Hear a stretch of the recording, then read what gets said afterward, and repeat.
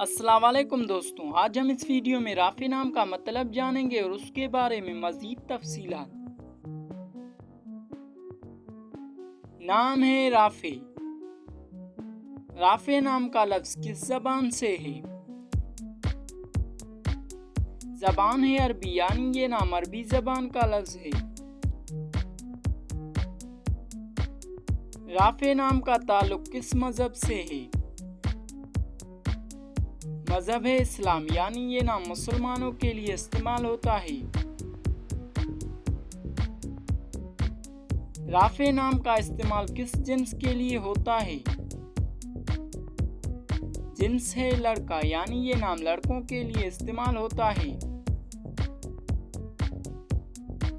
राफ़ी नाम के हुरूफ की तादाद क्या हैं? ये नाम 4 हुरूफ और एक लफ्ज़ पर मुश्तमिल है। राफ़ी नाम के उर्दू माने क्या हैं?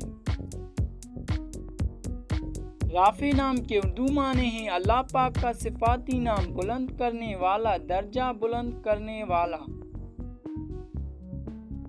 उम्मीद है अगर आपको ये वीडियो पसंद आई तो इस वीडियो को लाइक करें, चैनल को सब्सक्राइब करें। शुक्रिया, अल्लाह हाफ़िज़।